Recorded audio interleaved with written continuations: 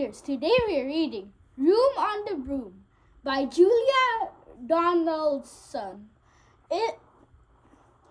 and Alex Skesfuller.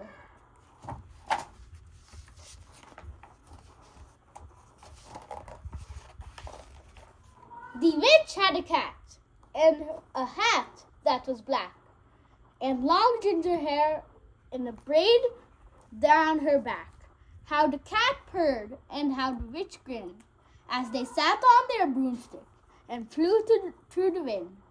But how the witch wailed and how the cat spat when the wind blew so wildly it blew off the hat. Down! Cried the witch, and they flew to the ground. They searched for the hat, but no hat could be found.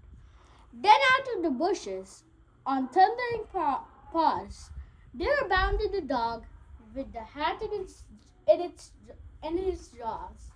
He dropped it politely, then eagerly said, as the witch pulled the hat firmly down her head, "I'm a dog as keen as can be. Is there room on the broom for a dog like me?" "Yes," cried the witch, and the dog clambered on.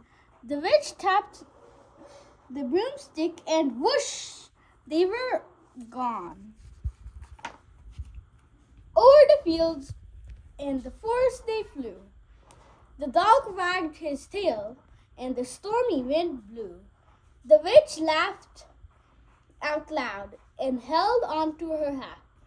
But the way the wind blew from her braid just like that.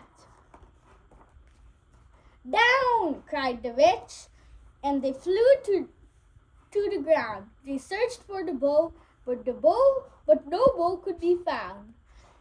Then, out from a tree, with an ear-splitting shriek, there flapped a green bird with the bow in her beak.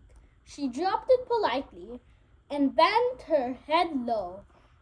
Then said, as the witch tied her braid in the bow, "I'm a bird as green as can be.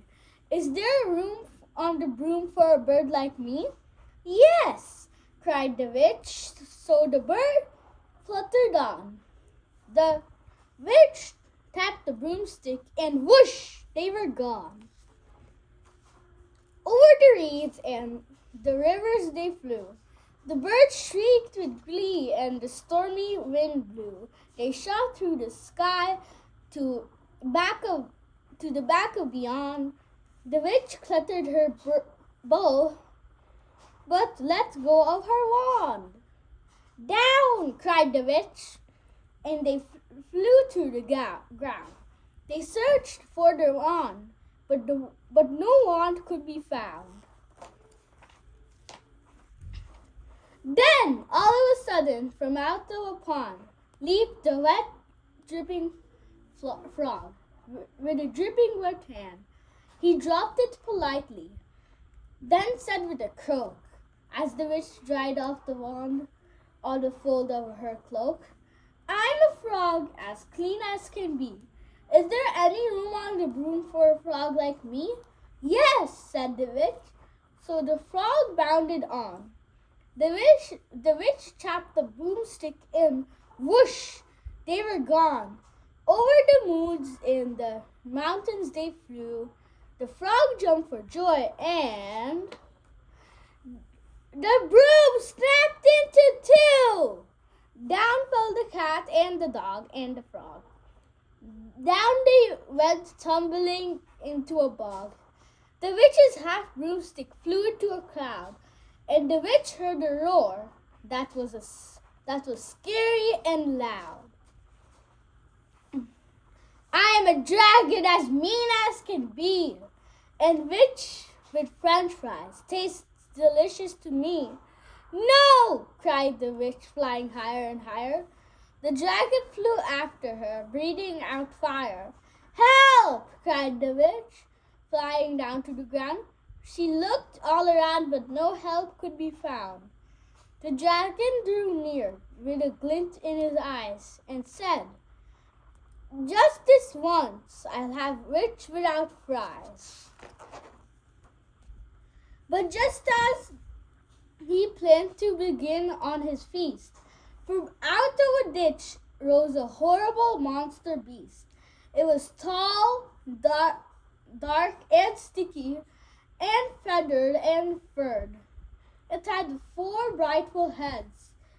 It had wings like a bird, and its terrible voice, when it started to speak, was a yowl and a growl, and a croak and a shriek. It dripped and squelched as it strode from the ditch, and it said to the dragon, "Buzz off! That's my witch!" The dragon drew back and he started to shake. "I'm sorry," he spluttered. "I made a mistake. It's nice to have met you, but now I must fly." And he spread out his wings and was off through the sky. Then down flew the bird, and down jumped the frog, down climbed the fat cat, and "Phew," said the dog. And "Thank you, oh thank you," the grateful witch cried. "Without you, I'd be in that dragon's inside." Then she filled up her cauldron and said with a grin, "Find something, everyone. Everyone, throw something in." So the frog found a lily, the cat found a cone, the bird found a twig, and the dog found a bone. They threw them all in. The witch stirred them well, and while she was stirring, she muttered a spell.